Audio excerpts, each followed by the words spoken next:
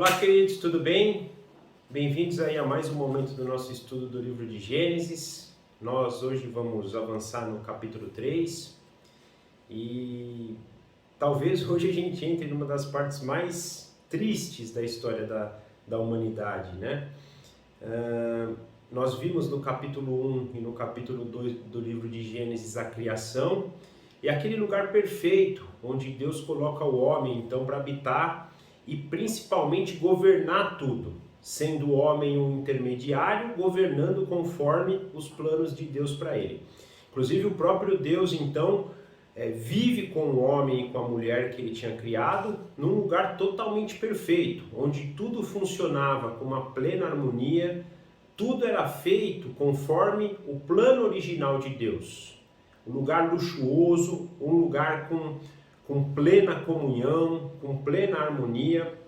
E aí então a gente entra agora no capítulo 3, onde nós vamos conhecer a origem da queda, a origem do pecado, quando a gente se desvia daquele propósito original que Deus nos criou e infelizmente nos conduz ao que nós vivemos hoje. Porém, é uma passagem bem importante para a gente também, porque é por meio dela que a gente vai entender a necessidade que nós temos de um Redentor, de um Salvador. Esta queda aqui no Gênesis, no capítulo 3 de Gênesis, que impacta então toda a raça humana a partir de então, que nós entendemos a necessidade de termos Jesus Cristo como nosso Senhor e nosso Salvador. Então o nosso desejo aqui hoje é que a gente possa usufruir desse momento, entender o que Deus tem a falar para nós aqui por causa dele, e que a gente possa com isso cada vez mais amar a Cristo, entender a profundidade, a importância, a riqueza da obra dele em nosso favor, necessária por causa desse dia aqui, desse momento que estudaremos hoje. Mas para iniciar esse momento, eu gostaria de orar, pedindo para todos nós a orientação de Deus por meio do Espírito Santo, para que realmente a gente entenda tudo que nos vai ser ministrado hoje. Papai, obrigado por mais um dia que o Senhor permite estarmos diante da Tua Palavra. Nós sabemos que estamos aqui porque é o Senhor que incute isso em nosso coração. Nós, infelizmente, até pelo fruto do pecado que hoje ainda habita em nosso coração, muitas vezes trocamos um tempo precioso com o Senhor por coisas desse mundo. Mas o Senhor tem nos incentivado, o Senhor tem nos motivado para estarmos aqui, para abrirmos a Tua Palavra, para nos dedicarmos nela, buscando o Senhor para ter entendimento dela. E para que isso transforme a nossa vida e traga a semelhança a Cristo, que é o grande propósito que o Senhor nos chamou, é o grande propósito que o Senhor nos criou, para que sejamos Teus filhos à imagem de Jesus Cristo. Então, muito obrigado por isso, e nós pedimos humildemente que o Senhor nos dirija, porque é somente na orientação do Seu Santo Espírito que nós temos condições de entender, nós temos condições de tomar posse de tudo que o Senhor nos tem apresentado. Se nós não tivermos a ação do Senhor, a Sua palavra não fincará raízes no nosso coração. Então pedimos humildemente que o Senhor haja em nós, haja em nosso coração, quebrante todas as fortalezas que se levantam contra o Seu entendimento no nosso coração, que a gente possa se purificar de tudo que tem influenciado a nossa vida e nos leva a caminhos negativos e contrários ao Senhor, para que a Sua palavra entre, para que a Sua verdade tome posse do nosso coração. E diante dessa verdade a gente possa viver, a gente possa se transformar dia a dia, glória em glória, para a honra, para o louvor e para a glória do Teu santo nome. Por favor, nos dirija nesse momento, é o que nós te pedimos e te agradecemos, entregando ele nas Tuas mãos. Em nome de Jesus. Amém. Então, gente, começando aqui no capítulo 3 de Gênesis, versículo de 1 a 5. Nós vamos ver em blocos, né? Esse primeiro bloco do versículo 1 ao versículo 5, ele mostra o diálogo da serpente com a mulher.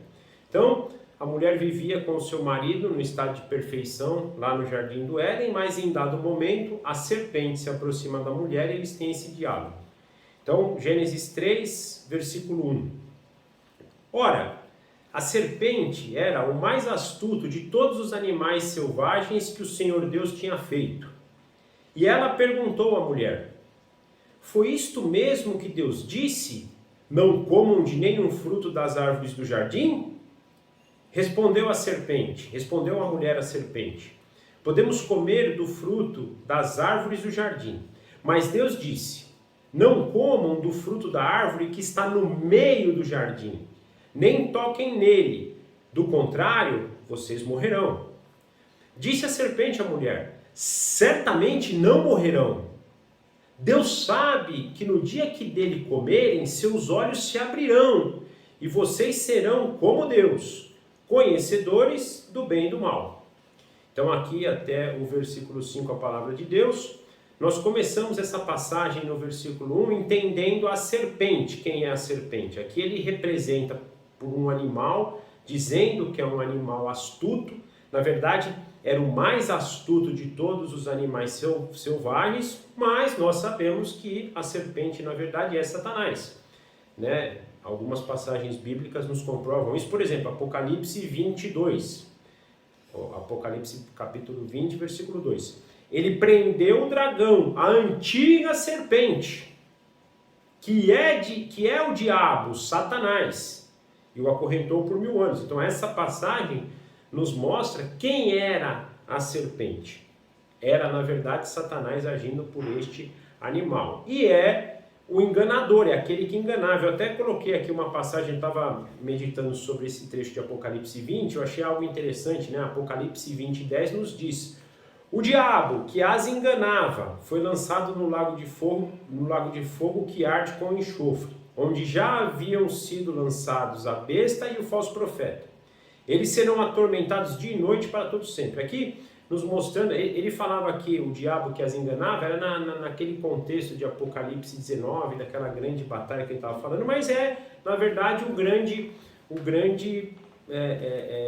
a grande ação de Satanás, enganar. Ele engana a raça humana e é o que ele está tentando fazer com Eva aqui. Enganar Eva, distorcer a palavra de Deus para que Eva, enganada, pudesse cair, né? Então é importante a gente sempre entender isso, né? E nós vamos ver que durante a história nada mais é o que ele faz. Inclusive, eu acho importante toda vez que a gente estuda Gênesis 3, a gente trazer na nossa mente as tentações de Jesus, que é um momento paralelo desse. Aqui nós estamos vendo o homem e a mulher sendo tentados por Satanás, só que eles sucumbem. E a obra de Jesus começa da mesma forma, num cenário totalmente diferente e adverso. Afinal de contas, Jesus estava no deserto em jejum por 40 dias e ele é tentado também. E é da mesma forma, Satanás usando aqui palavras de Deus para tentar enganar. No caso do homem e a mulher ele consegue, no caso de Jesus não. Mas aí num momento interessante, aí num outro momento, seria sempre legal vocês lerem essas duas passagens para a gente perceber, né? As ações são bem parecidas, de engano, que é o que Satanás quer fazer e é o que ele está fazendo aqui com a mulher. Quando ele fala aqui que era o animal mais astuto de todos os animais selvagens, o astuto aqui, se a gente for então entender o significado dessa palavra, nós vamos enxergar um significado de esperteza, de perspicácia, mas nesse contexto aqui é uma esperteza usada para o mal, não aquela coisa que a gente pode usar, né, para o bem comum ou para uma situação positiva. Aqui não, ele está dizendo era astuta no sentido de engano mesmo, de ser mal, né? E é interessante que a gente pode perceber que já no começo da fala dele, ele já está usando isso de forma negativa, com uma mentira, porque em nenhum momento Deus disse que não pode comer de nenhuma árvore. E olha como ele fala, não comam de nenhum fruto das árvores do jardim, né? Que ele faz uma pergunta para ela, Deus disse para vocês não comerem de nenhum fruto das árvores do jardim? Nunca foi isso que Deus disse. Então ele já está mostrando aqui essa esperteza negativa, essa indução ao engano. E é interessante que a mulher, ela percebe isso, porque no versículo 2 ela responde, podemos comer de todo ele, comer do fruto das árvores de jardim. A única coisa que Deus diz para a gente é o seguinte, não comam daquela árvore que está no meio, nem toquem nela porque vocês morrerão. Então, Eva, de certo modo, e aqui é um ponto importante, ela conhece a palavra de Deus, ela está retrucando o enganador com a palavra de Deus. Então ela não poderia nem alegar aqui desconhecimento, ela conhecia a palavra de Deus.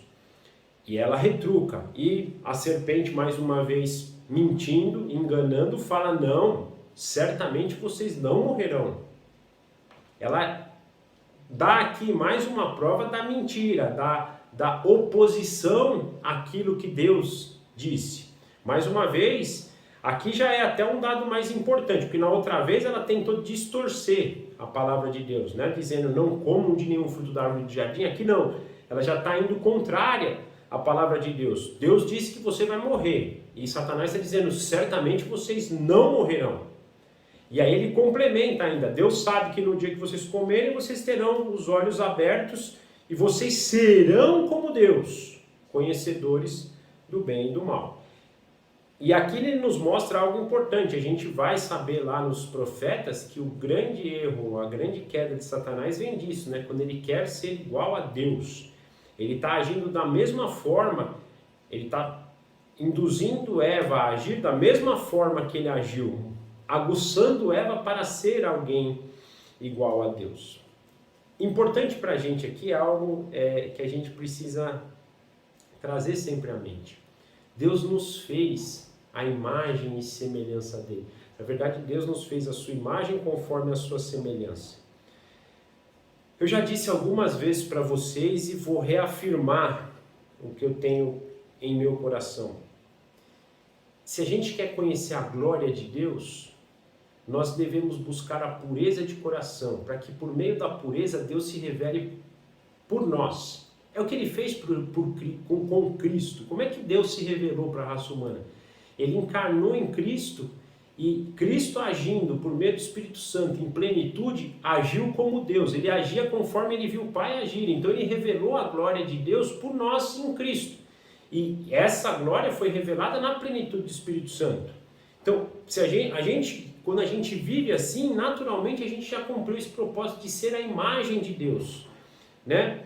Só que aqui nesse ponto tem um ponto a mais, que ele fala que é ser conhecedores do bem e do mal, né? Até então o homem vivia em estado de pureza, ele não tinha esse conhecimento, e a gente vai ver que depois ela vai falar até de discernimento, né? Por ele não conhecer, ele não precisava ter esse discernimento de escolher entre o bem e o mal. Agora todo o restante, ele já era a imagem e semelhança de Deus, ele convivia com Deus, ele tinha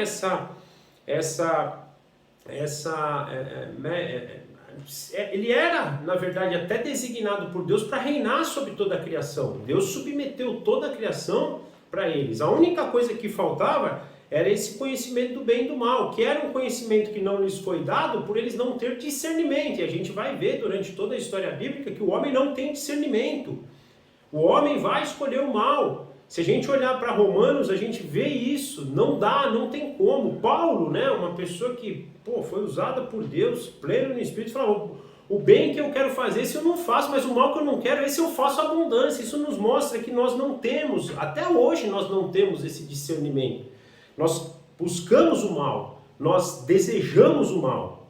E por mais que a gente possa até saber que o mal não nos faz bem, infelizmente a gente não consegue, nós não temos esse discernimento. Agora, uma coisa que ele faz aqui, e o mundo faz com a gente direto, é oferecer para a gente recompensas. Então ele fala: Deus sabe que no dia que vocês comerem, seus olhos serão abertos e vocês serão como Deus. Ele está prometendo aqui uma falsa recompensa.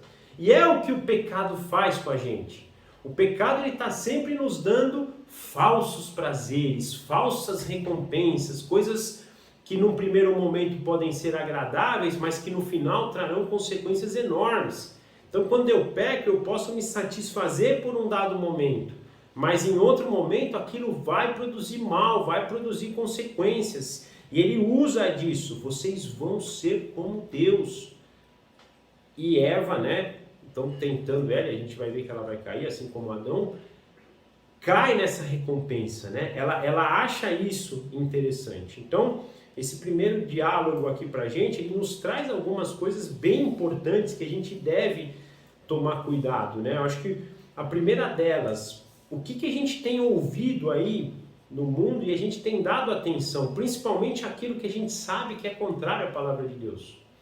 Nós devemos tomar cuidado com isso. E hoje existe uma questão no nosso meio que tudo virou radicalismo. A gente se embananou totalmente na questão do legalismo.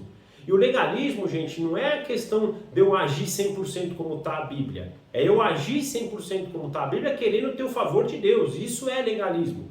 Mas Deus nos chama para ser santos, para sermos separados do mundo, para viver o que está na sua palavra, conforme ela foi dita. E hoje a gente está se desviando disso. Ah, eu faço isso, pô, você é legalista. Você é legalista. Então tudo hoje que a gente faz conforme a palavra de Deus, essa é a primeira enganação do mundo. Tudo virou legalismo agora. Né? Nós não podemos ser porque você é radical demais. O mundo está evoluindo e você é radical demais. Não existe. A palavra de Deus é clara para a gente. Se a gente não for santo, o Sermão do Monte, Jesus vai mais fundo ainda. Ele eleva ainda mais o padrão daqueles que vivem de acordo com o reino. O que nós temos que entender, e é importante, que isso só é possível mediante o encontro com Deus. Porque no encontro com Cristo e com Deus, nós passamos a ter o Espírito Santo que nos dirige. Mas nós temos que buscar isso. É uma briga, é muito difícil, a gente erra sempre. Eu não sei vocês, mas eu erro, né? Mas a gente tem que todo dia voltar, ir lá no pé da cruz, ir lá pedir para Deus perdão, se arrepender e sermos radicais. Buscarmos essa radicalidade no Espírito Santo.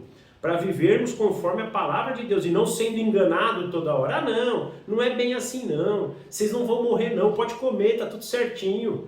Né? O mundo já evoluiu, já está mais avançado do que isso. Né? Aquilo lá era para aquele povo da época que foi escrito negativo, gente. A gente tem que viver uma radicalidade. E você vê, a hora que ela dá espaço aqui, ela foge da radicalidade, é onde que vai cair. Então a gente precisa tomar cuidado para quem a gente tem que ter ouvido e principalmente nós temos que confrontar isso que a gente ouve com a palavra de Deus. Pedindo discernimento, porque aqui tem um lado importante, ela conhecia a palavra de Deus. Mas a hora que foi dito para ela ao contrário daquilo, quer dizer, Deus disse que você vai morrer se você comer, e falaram para ela, não, você não morrerá, ela podia, não, eu confio na palavra de Deus, eu tenho fé que o que está dito ali é o que é correto, então está errado, o que você está falando é errado, a gente precisa começar a dar essa importância, conhecer a palavra de Deus e buscar o discernimento de Deus, para que a gente realmente não caia nessas enganações.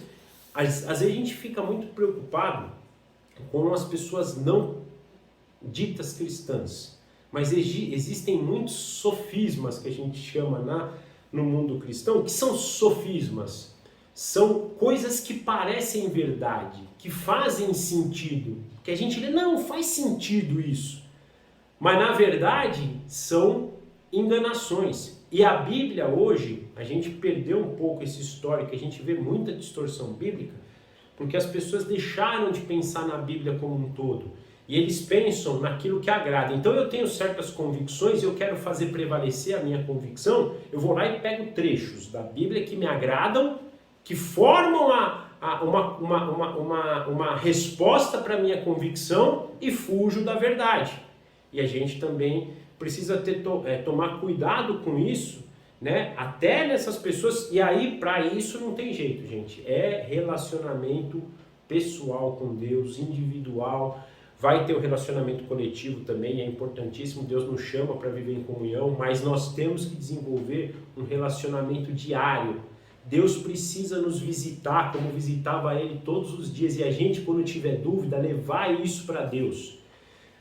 Eu acho que o que faltou aqui foi eles levarem isso para Deus. Senhor, olha, veio uma serpente aqui que disse isso contrário à tua palavra, eu vou ser honesto com o Senhor, eu tenho dúvidas sobre isso, se revela para nós, revela, mesmo que a tua palavra tenha dito, eu ainda tenho confusão, tem uma sombra de dúvida, gente, apresentem isso para Deus e acreditem que Ele trará discernimento quando a gente vive, busca, quando a gente se relaciona com Ele. Então, isso é importante, porque aí às vezes, se eu posso conhecer, uma pessoa pega uma passagem fora de contexto, Satanás toda hora está fazendo isso, essa passagem aqui ele está tirando de contexto. Se a gente pegar as tentações de Jesus no deserto, que é a passagem que eu disse que é paralela a essa, você vai ver que ele tentou usar a palavra de Deus contra Jesus, tirando o contexto da palavra. E Jesus fez o quê? Ele explicou o contexto inteiro. Então ele não deixou de falar a verdade, mas ele pegou uma verdade parcial, tentando transformar isso numa mentira, para que tentasse enganar. E Jesus fala, não, não, não.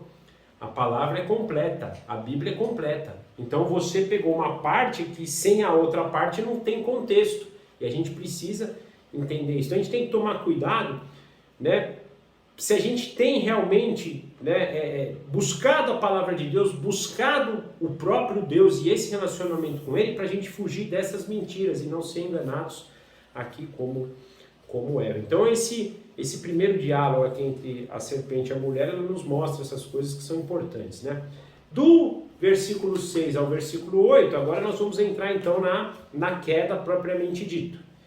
Então, versículo 6... Quando a mulher viu que a árvore parecia agradável ao paladar, era atraente aos olhos, e além disso, desejável para dela se obter discernimento, tomou do seu fruto, comeu e deu a seu marido, que também comeu. Os olhos dos dois se abriram e perceberam que estavam nus. Então juntaram folhas de figueira para cobrir-se. Ouvindo o homem e a sua mulher os passos de Deus que andava pelo jardim quando soprava a brisa do dia, esconderam-se da presença do Senhor entre as árvores do jardim. Então, nesse diálogo, né, da serpente com a mulher infelizmente se sente atraída pela tentação. Um dado importante aqui, que a primeira coisa que chama a atenção dela é que ela fala, né? A árvore era atraente aos olhos e agradável ao paladar. Só que, se a gente lembrar no capítulo 2, no versículo 9, todas as árvores eram agradáveis aos olhos e boas, né, para o alimento. Olha o que fala Gênesis 2, 9. O Senhor Deus fez nascer então do solo todo tipo de árvores agradáveis aos olhos e boas para o alimento. E no meio do jardim estavam a árvore da vida e do conhecimento do bem e do mal, né? Então, elas eram boas para o paladar e agradáveis, todas elas. Então, eu não teria desculpa de falar, nossa, mas aquela árvore, em relação a isso, era diferenciada, então ela me aguçou. Todas eram, mostrando aqui a falta de contentamento da mulher em saber que tinha todas as outras árvores disponíveis e olhar para essa. Agora, uma outra coisa que chamou a atenção dela foi aquela que é desejável de obter discernimento. Então ela fala, além de ser boa e agradável aos olhos e ao paladar, ela também era desejável porque dela se obteria o discernimento. Então aqui teve um incremento aqui à tentação da mulher. E faltou aqui essa obediência e algo importante para a gente ter em mente, que às vezes a gente mesmo sem ter discernimento, nós temos que obedecer. A gente tem sempre que buscar, a gente deseja na verdade, né? Sempre buscar ter discernimento, mas muitas vezes a gente não tem e não deve obter o discernimento. Ela não deveria obter esse conhecimento ou discernimento do bem e do mal, porque ela não estava preparada para isso. E a gente vê que não vai estar e não está até hoje, a raça humana até hoje não está preparada para isso. Então, ali era um ato de obediência e às vezes a gente desobedece com esse objetivo, né? E a gente precisa tomar cuidado com isso.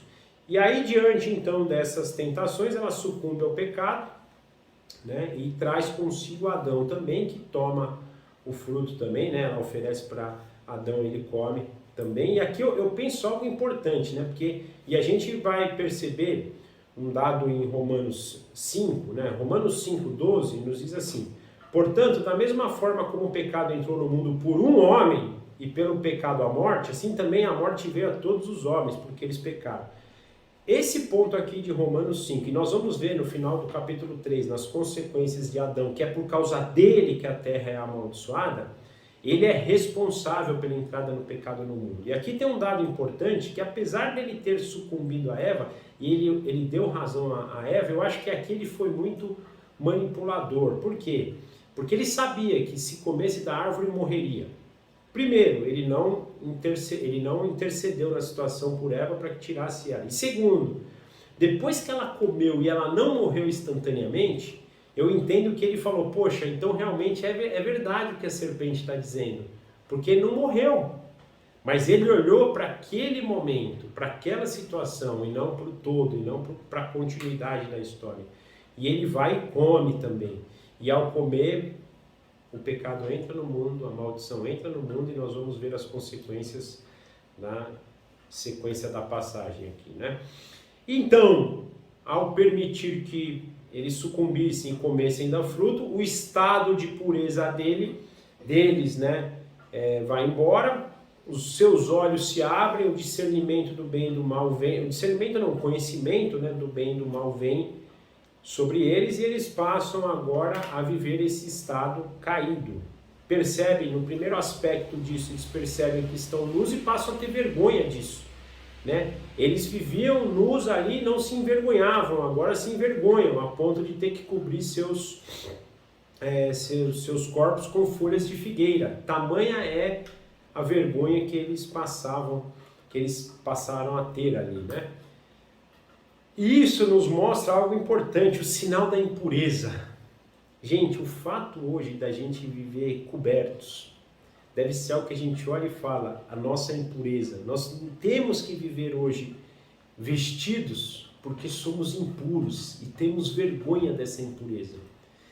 Isso pensando sobre nós e também pensando sobre o próximo. Nós não conseguimos hoje olhar para o próximo com algum sentimento. Se a gente acha o próximo feio é de zombaria, se a gente acha bonito de desejo. Então a gente passou a ter essa impureza no coração, e isso foi feito aqui, né, na época da queda. Entra no mundo aqui na época da queda. Então esse estado de pureza, de não ter malícia, de ter um convívio puro com os nossos irmãos ou com as pessoas, fica para trás. E hoje a gente vive o oposto disso. Desejo, malícia, zombaria, falta de respeito para com o nosso próximo, né? Tudo isso decorrente, então, de ter um conhecimento do bem e do mal que traz no nosso coração essa impureza, né? E com isso nós também sofremos as consequências disso. E aí nós percebemos que Deus entra na história, então ele vem passear aqui no jardim, como ele fazia todos os dias, né? E diante disso, o que eles fazem? Qual que é a primeira ação deles? Se esconderem da presença de Deus. Eles saem do local que eles deveriam estar. Então quando Deus vinha caminhar todos os dias, encontravam com eles, então eles saem desse lugar original, se escondem. E esse é um dado importante para a gente faz isso, né? Quando a gente peca, em vez da gente ir para Deus e se reconciliar com Ele, não. A gente se afasta, a gente se esconde, a gente foge da presença de Deus. E é o que eles fazem aqui, eles se escondem da presença de Deus. É algo importante para a gente também ter sempre em mente. Devemos agir de forma oposta. Nós devemos fugir do pecado. Mas se o pecado nos alcançar, em vez da gente se esconder, da gente fugir, a gente deve voltar para Deus, pedindo para que Ele nos perdoe e principalmente que restaure a nossa comunhão. E aí traz algo importante para a gente, que aí nós vamos até falar mais para frente também, que isso mostra uma das importâncias da obra de Jesus, que é por meio da obra de Jesus que a gente pode hoje então voltar para Deus, pedir perdão, arrependidos, e Ele se reconcilia com nós. Não por nós, pelos nossos méritos, mas pela obra de Cristo em nossas vidas. Mas então até aqui a queda, e aí nós vamos entrar agora na passagem do versículo 9 ao versículo 13. Capítulo 3, versículo 9 a 13, e aí nós percebemos o diálogo de Deus com o homem e com a mulher. Então depois de se esconderem, Deus procura eles, e aí fala, mas o Senhor Deus, versículo 9, mas o Senhor Deus chamou o homem perguntando, onde está você? E ele respondeu, ouvi os teus passos no jardim e fiquei com medo, porque estava nu, por isso me escondi. E Deus perguntou, quem lhe disse que você estava nu? Você comeu do fruto da árvore do jardim que eu lhe proibi de comer? Disse o homem, foi a mulher que me deste por companheira, que me deu do fruto da árvore, e eu comi. E o Senhor Deus então perguntou à mulher, que foi que você fez? Respondeu a mulher, a serpente me enganou, e eu comi. Então, Deus percebe que eles não estão no local que eles deveriam estar, pergunta por eles, onde vocês estão? Né? Aqui é importante, gente, não é que Deus não sabia disso, e até nas perguntas nós vamos ver não é que ele não sabia daquilo que ele já estava perguntando, Deus já sabia de tudo isso, né? Mas ele está aqui tentando dar oportunidade para o homem, para ele se arrepender, né? Para que ele pudesse voltar para a presença de Deus. Esse era o propósito. Ele não estava onde deveria estar, então Deus chama ele de volta para o local que ele deveria estar, que é na presença de Deus, que é onde todos nós devemos estar, na presença de Deus. E aí o homem então responde, né, mostrando aqui já algumas consequências do pecado, a vergonha e o medo, por exemplo, né, falando, olha, eu fiquei com medo e me escondi, né, eu ouvi teus passos, indicando, né, o pecado, mas em nenhum momento mostrando arrependimento. Eu fiz isso porque eu estava nu, então eu me escondi. Em vez de ele falar, olha, eu pequei e infelizmente, né, perdi a pureza, mas vou me apresentar diante do Senhor. Não, ele simplesmente fala, eu estava nu. E Deus, dando mais uma oportunidade, mais uma vez, Deus já sabia que ele tinha pecado, Deus já sabia por que ele estava escondido, mas Deus pergunta, quem te disse que você estava nu? Você comeu do fruto da árvore que eu lhe proibi para comer? Deus já sabia que ele tinha comido, mas está dando o que para ele? A oportunidade. Cara, confessa o teu pecado, que é o que nós devemos fazer quando pecamos. Voltar para a presença de Deus e confessar os nossos pecados. Deus já sabe, mas Ele quer que a gente confesse. E Ele está dando a oportunidade para o homem. E aí o homem, brilhantemente, em vez de se arrepender e confessar, culpa a mulher. E disse o homem, foi a mulher que me deste por companheira, que me deu do fruto da árvore e eu comi.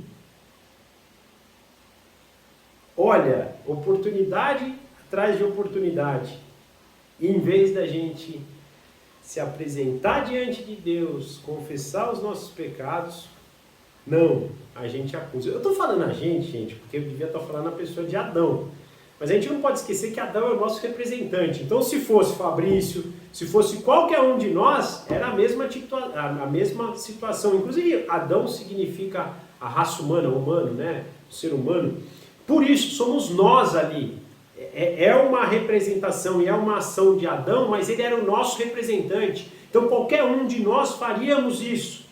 E ele fez isso, em vez de se arrepender e voltar na presença de Deus, não. Ele aponta alguém, ele culpa alguém. Olha, eu pequei porque o fulano, então eu pequei porque a mulher me deu de comer a fruta, né? Como, assim, se a responsabilidade não fosse nenhuma dele, era toda da mulher. Que, por consequência, também, em vez de se arrepender e voltar para a presença de Deus, acusa a serpente. Então, além da queda e já mostrando o mal, vigorando aqui no coração humano, então, em vez de reconhecer e de se arrepender, não. Acusa a serpente. A mulher acusa a serpente. Agora, o mais interessante, né? Nós conhecemos, e o nome Satanás representa isso, apresenta o quê? O significado acusador. E, gente, eles perdem a filiação de Deus e mostram aqui a filiação de Satanás. Porque da mesma forma que Satanás é acusador, eles passam a ser o quê com esses dois atos aqui? Acusadores. Então a filiação de Deus é perdida para uma filiação de Satanás. E eu tenho dito isso nos estudos que a gente tem feito, não dá. Nós podemos ser filho de duas pessoas espiritualmente, ou de Deus ou de Satanás. Não tem como. Ou você crê em Cristo, se arrepende, volta para Deus e se torna novamente filho de Deus, ou você vai ser filho de Satanás, acusador.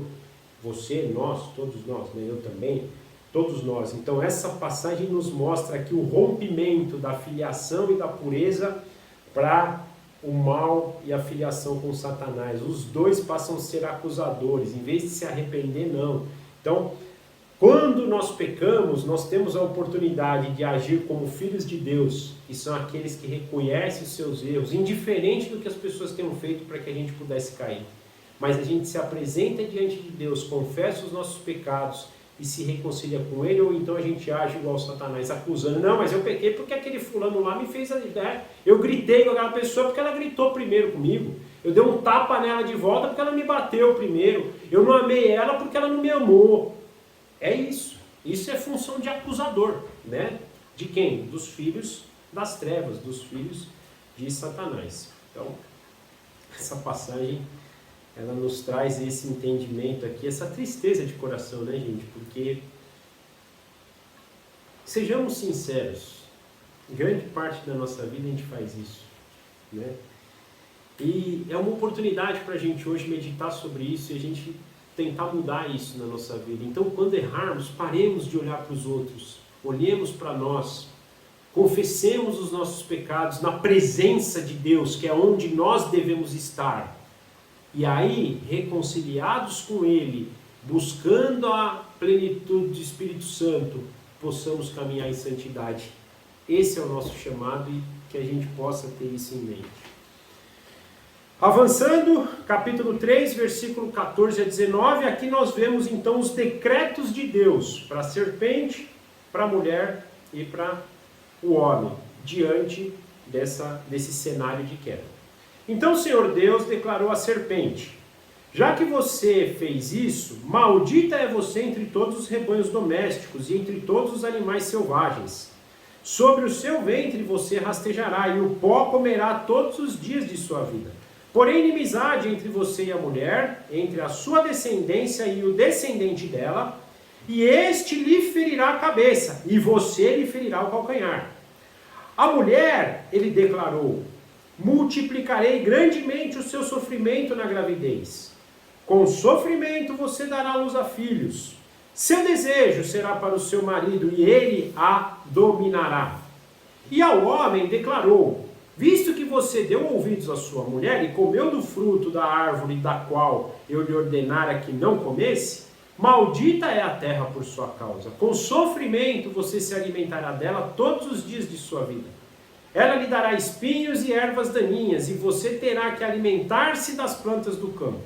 Com o suor do seu rosto você comerá o seu pão, e até que volte à terra, visto que dela foi tirado, porque você é pó, e ao pó voltará. Então, agora Deus começa a emitir os seus decretos, começando, né, decretos que a gente diz, consequências, resultados do pecado, começando pela serpente. E aqui a gente tem dois dados importantes. Ele vai punir a serpente fisicamente, dizendo que você rastejará, então, sobre o pó da terra, né? Todos os outros animais a gente percebe aí, eles têm pernas, andam e não rastejam. A serpente, sim, é engraçado que hoje eu pelo menos tenho isso com cobra, né? Acho tenebroso, né? Mas mais do que isso, né? É uma vida deplorável aqui, eu acho que quer dizer, né? Você imagina você viver, fazendo uma analogia física, né? Você que pode andar sobre a terra ou rastejar sobre a terra. É terrível você ter que viver rastejando, né? Você cheirando o pó, você comendo, você não podendo levantar, não sentir a pureza do ar. Então eu tenho muito disso aqui, né? Uma vida agora deplorável, é uma vida... Naquela época, por exemplo, eles andavam sobre a terra, era impuro, né? Para eles chegar num lugar, comer sem lavar os pés, por exemplo, era um sinal de impureza muito grande, essa condição deplorável. Então, fisicamente, a serpente sofre isso, mas mais legal, ele entra na questão espiritual, e aí sim mostrando a nível de Satanás que ela seria destruída, ela seria esmagada, ela seria vencida, esse mal que ela produziu ia ser vencido. Por meio de quem? Do descendente dela. Então, toda a descendência e todo o mal que pratica a descendência de Satanás, sejam os anjos caídos e sejam os seus descendentes aqui na terra, seriam esmagados pelo descendente da serpente. Aqui é um dado importante, gente. Eu penso que aqui é uma coisa importante em relação ao universalismo, da gente achar que no final todos vão ser salvos. Aqui é claro que a descendência da serpente vai ser esmagada pelo descendente. Ah, mas como é que você pode dizer que a raça humana é descendência, né, da serpente? Efésios 2, por exemplo, né? Efésios 2 nos fala de quem que você é filho, né? Jesus, né, quando repreende os fariseus, vocês são filhos de Satanás. Então, exemplos de descendentes que serão esmagados. Então não existe salvação universal. Não existe esse negócio que no final todos serão salvos. Estou dizendo a nível do que a gente crê e vive aqui pela fé plena na Bíblia. Não existe. Se a gente for ler a Bíblia e nós lemos e nós temos fé total nela, não existe salvação. E esse trecho nos mostra isso. A descendência da serpente será esmagada pelo descendente. Aí, aqui avançando sobre isso, nós percebemos aqui que os estudiosos, aí, aqueles que realmente se dedicam ao estudo da Bíblia, eles chamam isso do proto-evangelho. O que quer dizer? É o princípio do evangelho. Então a gente às vezes acha que o evangelho começa no Novo Testamento. Mas, gente, ele começa em Gênesis 3. Aqui é o evangelho. Eu vou mandar o meu descendente e ele vai desfazer essa obra do mal que vocês fizeram. Gênesis 3:15 é o início. Por isso que eu preciso conhecer Gênesis, senão eu não vou entender por que Jesus veio. Por que Jesus veio? Porque um dia nós caímos. E nós começamos a cair quando? Em Gênesis 3. Agora, também é legal, porque se eu olho para Gênesis 1 e Gênesis 2, eu vou entender que o dia que ele fizer isso, ele vai devolver o estado de Gênesis 2 e 1. Que é mais 2, né? Porque 1 é da história da criação, mas Gênesis 2 é aquele estado de pureza, aquele lugar maravilhoso, santo, sem caos, de harmonia, de relacionamento com Deus, de governo perfeito por meio de Deus. Esse é o propósito do Evangelho. Então o Evangelho, gente, assim, sinceramente, vamos pensar aqui. O Evangelho é a Bíblia inteira. E a gente vai ler e deve ler todas as passagens bíblicas de olho no Evangelho. O que essa passagem me direciona para o Evangelho? Então, sempre vai ser sobre Jesus Cristo. De Gênesis 1, o Alfa, a Apocalipse 22, o Ômega. Eu sou o Alfa, eu sou o Ômega, eu sou o princípio, eu sou o fim. É sobre Jesus Cristo. Jesus Cristo não começa em Mateus 1. Jesus Cristo começa em Gênesis 1, como a gente vê em João 1. Isso é importante, a gente tem que ter sempre isso em mente. E dá uma coisa mais importante, que na obra de Jesus teria um ferimento. Que para que Jesus esmagasse a cabeça da serpente e vencesse a serpente feriria o calcanhar dele. O que isso nos diz? Já mostrando em Gênesis 3, a cruz, a obra na cruz, o calcanhar de Cristo sendo ferido. O ferimento de Jesus na cruz traria a vitória. Então, em Gênesis 3, a gente já começa a perceber como que seria essa obra de restauração, como que seria a devolução de Deus em relação à redenção de Deus em relação ao homem, para que o homem fosse devolvido para o lugar que lhe era destinado.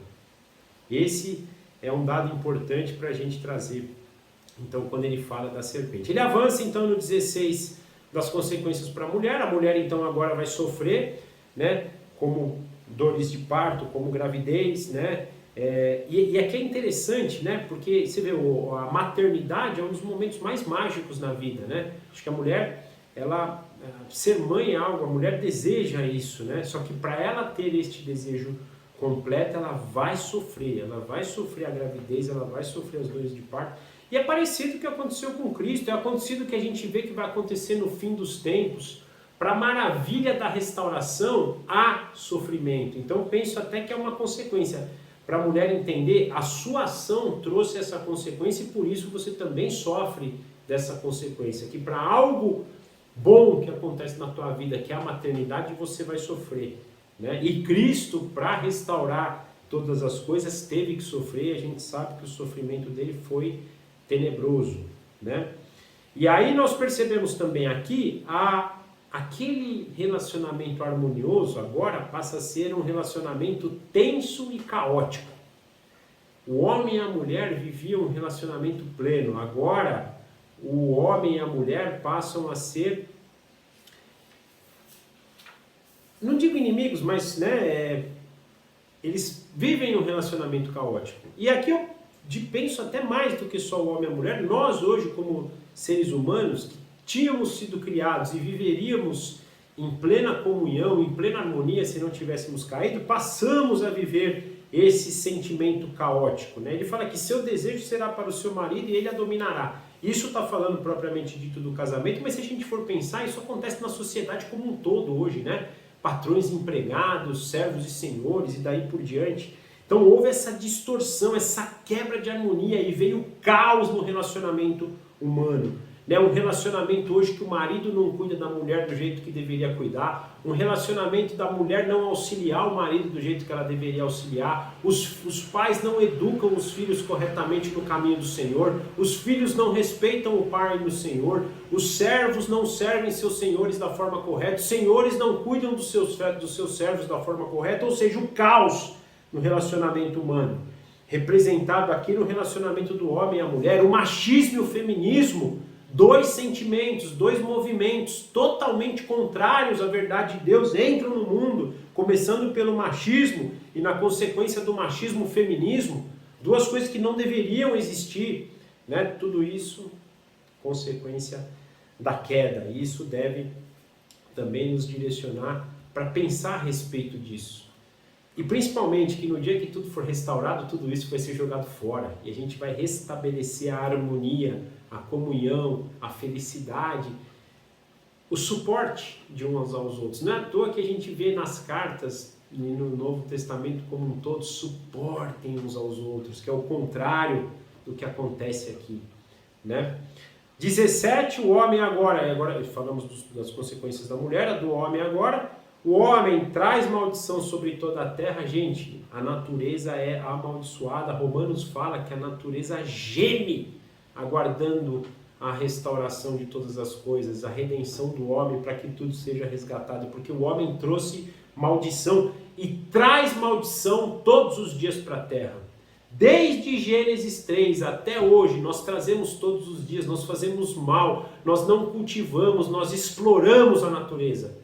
Nós tiramos proveito dela e não importa o que aconteça com ela. Eu vou construir uma cidade, vou poluir um rio, não importa se eu ganhei dinheiro, está valendo.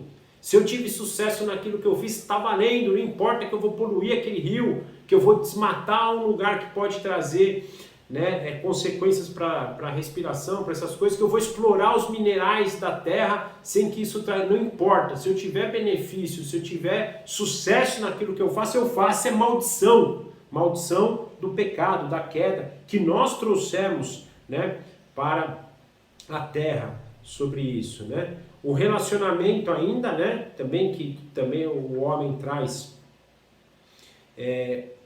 sobre a consequência disso também é essa maldição na terra e a maldição nos relacionamentos, a ponto da gente querer agora explorar os outros e não suportar. Isso também é uma consequência do pecado. A gente percebe que a natureza, por isso, a terra, por isso, vai deixar de ser produtiva como era. Ela produzirá ervas e espinhos, ervas danosas e espinhos. Nós teremos a nossa produtividade afetada, porque agora nós teremos que suar nossa camisa, nós colheremos com sofrimento. O que era para ser harmonioso, até no convívio, o homem cuidar da terra e a terra suportar o homem com a alimentação, passa a ser algo sofrido para se conseguir. Com suor, a gente hoje consegue o nosso pão, o nosso sustento. Por quê? Porque a terra passa a ser improdutiva, consequência da maldição que o homem traz sobre ela. Mas, por fim, e o mais tenebroso de tudo isso, a morte. Com o suor do seu rosto comerá o seu pão até que volte à terra, visto que dela foi tirado. Mas o mais importante, você foi tirado dela porque você é pó, e ao pó você voltará. Deus cumprindo aquilo que disse: se você comer desse fruto, certamente você morrerá. E a consequência maior, do pó você veio, companheiro, para o pó você voltará. Hoje, infelizmente, somos destinados à morte.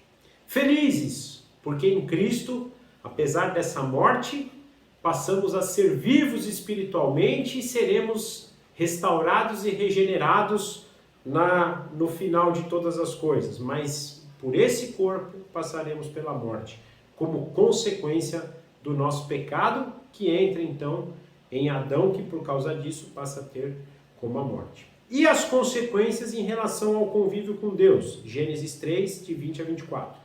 Adão deu à sua mulher o nome de Eva, pois ela seria a mãe de toda a humanidade. O Senhor Deus fez roupas de pele e com elas vestiu Adão e a sua mulher. Então disse o Senhor Deus: agora o homem se tornou como um de nós, conhecendo o bem e o mal. Não se deve, pois, permitir que ele também tome do fruto da árvore da vida e coma, e viva para sempre. Por isso o Senhor Deus o mandou embora do jardim do Éden para cultivar o solo do qual fora tirado. Depois de expulsar o homem, colocou a leste do jardim do Éden querubins e uma espada flamejante que se movia, guardando o caminho da árvore da vida. Vou começar pela consequência final aqui, então passamos a ter morte, também não temos mais acesso à árvore da vida. Lembra da árvore da vida que vai estar na Nova Jerusalém, que está aqui no novo céu restaurado, que está lá no céu hoje e que estava aqui no jardim do Éden, a árvore que nos dá vida, que sai daquele rio que é regado, que ela é regada por aquele rio que flui do trono de Deus. A vida eterna que nós temos em Deus está hoje guardada com Deus, protegida pelos seus anjos, por espadas flamejantes, destinadas somente a quem Deus determinar. Isso uma consequência tenebrosa. O homem é expulso desse lugar maravilhoso, lugar que Deus tinha criado em perfeição para que ele vivesse e governasse a partir dele toda a terra. O homem é vestido agora por peles de animais. Uma coisa importante, se Deus vestiu o homem com peles de animais, com peles, né? Naturalmente é de animal, o que isso quer dizer para a gente? O que entra no mundo? Sacrifício, morte. Para que Deus vestisse o homem com pele, ele teve que matar um animal. Então o sacrifício entra, a morte entra, como ele tinha prometido no mundo. Para que o homem pudesse ter a sua impureza, a sua nudez coberta, tinha que fazer o sacrifício. Para que por meio desse sacrifício ele tivesse a pele para esconder tudo isso, né? Tudo isso porque agora ele passa a ser conhecedor do bem e do mal, né? Sofre todas essas consequências aqui. Gente, é algo até de nos tirar o fôlego, né? A gente saber dessa história. Quando a gente estuda e a gente vai percebendo o que aconteceu aqui, a gente vê que dia triste. Que dia triste. Quanto mais a gente passa a ter conhecimento da justiça, da santidade, da perfeição de Deus e do propósito que Ele tinha nos chamado, quando a gente lê Gênesis 3, é um dia triste. Eu penso que é o dia mais triste de toda a história, né? Mas tem solução. Gênesis 3,15 nos mostra que tem solução, que Deus destinou o seu descendente para que um dia tudo isso seja restaurado, para que a serpente que enganou o homem no jardim do Éden seja vencida junto com os seus descendentes, junto com a sua obra do mal, e aqueles que são filhos de Deus poderão então retornar ao seu destino, que é estar na presença de Deus, num lugar perfeito, criado por Deus, para que a sua glória seja manifesta. Esse é o propósito da gente estudar Gênesis 3, de olhar para Cristo, de entender que na nossa maldade, Deus ainda amou o mundo de tal maneira e deu o seu filho, o seu descendente, o descendente de Eva, para que todo aquele que nele crê não pereça, mas tenha acesso de novo à vida eterna, que Adão e Eva tinham antes do pecado, mas que pelo pecado perderam. É conhecer esse amor de Deus. É um amor de tal maneira, gente, que não tem descrição, só nos resta se calar diante dele. Não é à toa que no final a gente percebe em Apocalipse que todo joelho se dobrará, toda língua confessará que Ele é o Senhor, o descendente, aquele que nos traz restauração. Até aqueles que o traspassaram, até aqueles que são inimigos, que são descendentes de Satanás, vão saber que Ele é esse descendente. Então, é o dia mais triste da história, mas depois Deus, mesmo nesse dia tenebroso e triste, nos dá a oportunidade, uma solução, um caminho para que a gente, crendo nesse caminho, possa ser restaurado desse mal.